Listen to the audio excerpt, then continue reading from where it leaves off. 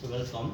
Contra entry na enna? Contra entry means bank account, cash account அல்லது cash account, bank account இந்த ரெண்டு வேர்ட்ஸும் ஒரே Journal வந்தா அதை நம்ம கான்ட்ரா என்ட்ரின்னு நம்ம சொல்கிறோம். ஸோ த்ரீ காலம் கேஷ் புக்கை நம்ம ரெடி பண்ணுறப்ப ஸோ டெபிட் சைடில் என்ன இருக்கும்? டிஸ்கவுண்ட் காலம், கேஷ் காலம், பேங்க் காலம். அதேமாதிரி கிரெடிட் சைடில் டிஸ்கவுண்ட் காலம், கேஷ் காலம், பேங்க் காலம். அப்படி இருக்கும்போது ரெண்டு சைடும் கேஷ் பேங்க் இருக்கும், அந்த சைடும் கேஷ் பேங்க் இருக்கும். ஸோ இந்த என்ட்ரியில் bank account debtor to cash account. எப்போ cash deposited in the bank.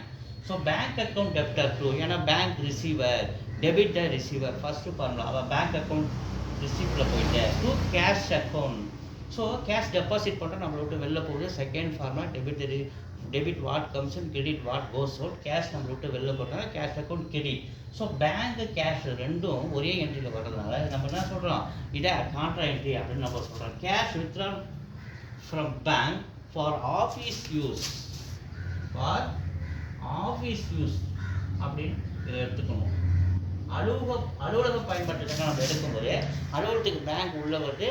Debit what comes in, second formula cash account. அப்போ அது டெபிட்டில் வைக்கிறோம். Bank giver first formula, debit the receiver, credit the giver, bank giver, அதனால் bank account credit. So இது ரெண்டும் வரதுனால so நம்ம பெட்டி த்ரீ காலம் கேஷ் புக் ரெடி பண்ணும்போது கேஷ் காலத்துக்கு நேரம் டெபிட் சைடில் பேங்க்கில் எழுதிய அமௌண்ட்டு கேஷ் காலத்தில் அமௌண்ட்டை போடுவோம், பேங்க்குன்னு பர்டிகுலர்ஸ் காலத்தில் எழுதுவோம். அதே கிரெடிட் சைடில் பேங்க் கிரெடிட் சைடில் வந்தாலும் கிரெடிட் சைடில் போயிட்டு கிரெடிட் சைடில் இருக்கிற பேங்க் காலத்தில் அமௌண்ட்டை போடுவோம், கேஷ்னு பர்டிகுலர் எழுதுவோம். ஸோ இது ரெண்டுத்தையும் ஒரே டேட்டில் ஒரே நேரத்தில் நடக்கிறதுனால தான் இதை நம்ம கான்ட்ரா என்ட்ரின்னு சொல்கிறோம்.